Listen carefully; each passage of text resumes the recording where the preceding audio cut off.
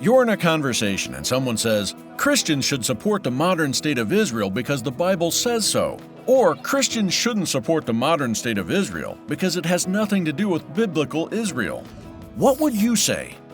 Long before the horrific attacks of October 7, 2023, whether or not America should support Israel was a hotly debated topic. But ever since, that debate has only intensified.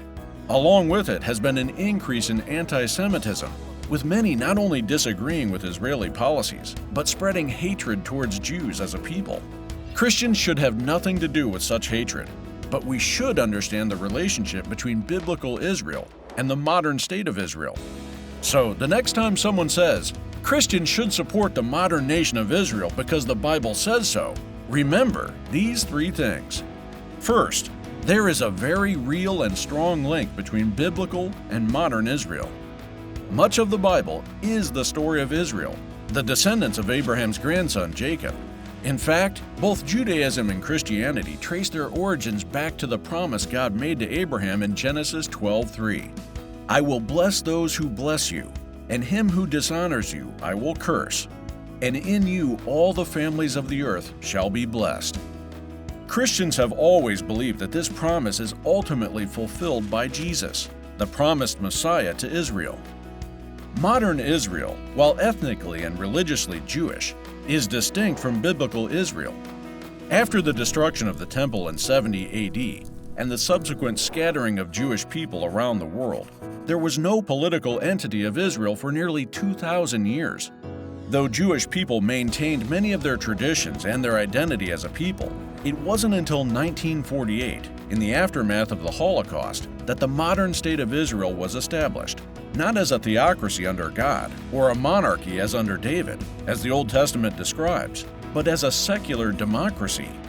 The real historical link between modern Israel and the Israel of the Bible is the identity and distinctiveness maintained over the centuries by the Jewish people, whether in the diaspora or by staying in the Middle East.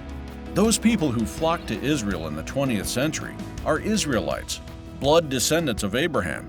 To be Jewish is as real and ancient in ethnicity as being Greek, Chinese, or Native American.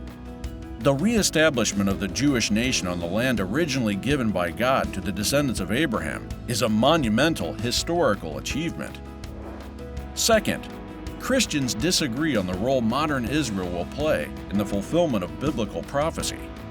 Over the centuries, the various ways of interpreting the biblical prophecies about Israel in the end times have been hotly debated. According to some Christian traditions, ethnic Israel will play a central and pivotal role in God's unfolding plan of human history. Because of this view, many Christians conclude that America and other nations have a duty to bless Israel and support the policies of its secular leaders. Other Christians understand Christ's church to be the fulfillment of God's promise to Abraham and to ethnic Israel. In this view, God's chosen people are a mixed multitude of Jews and Gentiles who are allegiant to Christ and His kingdom, not any earthly nation. Christians from both camps agree that salvation is found only by faith in the Jewish Messiah, Jesus, and that no one can be reconciled to God without trusting in Him. And based on the Apostle Paul's words in Romans 11, many Christians look forward to a mass conversion of Jews to Christ as a major fulfillment of end times prophecy. Regardless, it is essential to understand that the question about salvation of Jews and Gentiles is distinct from the question of the modern state of Israel. Third, American foreign policy should not be built on biblical prophecy, but on justice and wise diplomacy. No matter what you believe about the end times, politics and prophecy are different. No government will bring about the return of Christ or fulfill God's promises to Abraham. The job of government is to maintain justice, peace, and the rule of law. That includes protecting interests around the world and upholding any commitments made to allies. The modern state of Israel is an important, critical ally to the United States, especially in that troubled region of the world. That does not mean that Christians are obligated to support everything Israel's leaders do, nor ignore if they violate the basic rights and political claims of other people. Christians should support Israel's right to exist and defend its homeland, regardless of how we interpret prophecy.